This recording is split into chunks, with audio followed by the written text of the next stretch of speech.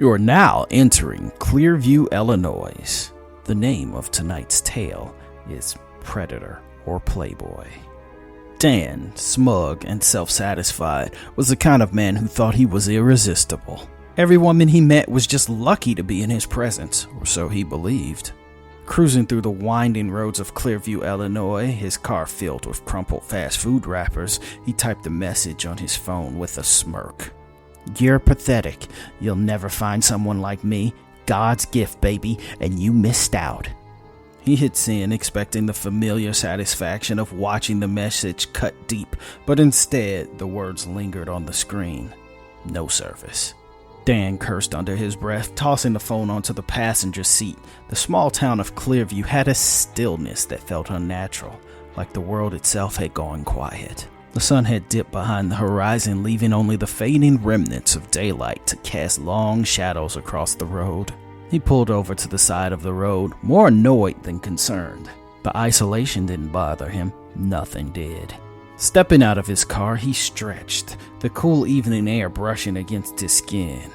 That's when he heard the sound, a faint rustle from the woods lining the road. Dan's cocky grin returned, curiosity piqued. "Hello? Anyone out there?" A woman emerged from the trees, her silhouette stark against the dim light. She was striking. Long dark hair, sharp features, and a look in her eyes that was both curious and cold. She approached slowly, her smile not quite reaching her eyes. Dan smirked when he saw the beautiful stranger appear, as if conjured from his collective will. "Hey, beautiful, Grandma's house is that way," Dan said, looking at the woman's blood-red parka. "Car trouble?" she asked. "Just stretching my legs." "Cool, me too." Dan looked around for her car, puzzled. She sensed this confusion. "It's up the road," she said, as if reading his mind. "Oh." Dan stomped on his cigarette. She stepped closer, her eyes never leaving his. Dan's charm was second nature to him at this point.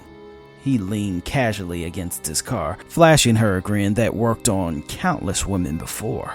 "Lucky me, huh? Running into someone like you in the middle of nowhere." She tilted her head slightly, considering him. "Maybe it's luck."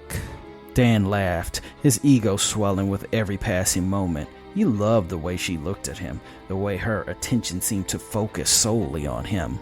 "So, what do you say we get out of here? Maybe grab a drink?" "I don't drink," she whispered. Dan chuckled, brushing off the strange feeling creeping into his chest. "You don't have to. I'll keep you entertained." "Could you give me a ride to the gas station?"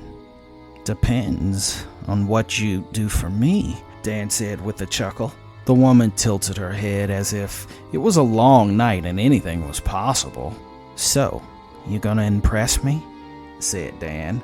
"Fuck you," said the woman, turning away to take her chances on the lonely, twisting road. Dan grabbed the woman's elbow and spun her around as if he had done it 1,000 times.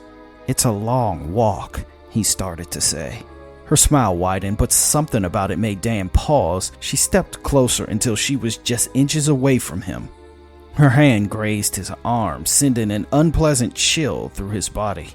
She leaned in, her lips close to his ear, and Dan's heart raced with excitement. He was used to winning women over, playing the game, always staying one step ahead. But the game felt different this time. Her whisper was cold and soft, sending shivers down his spine. "You talk too much." Before Dan could react, he felt a sharp pain in his side. His mind didn't register what happened until he looked down and saw her hand pulling away, something glinting in the fading light. Blood began to seep through his gray sweatshirt, warm and thick, dripping onto the ground. The pain intensified and Dan stumbled backwards, his body crashing into the car. His breath came in short, ragged gasps, his vision blurring as he fell to the ground. "What the hell?" Dan rasped, clutching his side. The world tilted, the cold ground pressing against his body as he looked up at her. Confusion and terror mingled on his face. The woman stood over him, her expression calm, even amused. You thought you had all the answers, didn't you? Thought you could charm your way out of anything. Dan's hand shook as he tried to reach for his phone. Still in the car, no service. The words flashed in his mind, taunting him. The woman crouched beside him, brushing a hand across his chest with a strange, almost tender affection. But out here, no one cares who you are.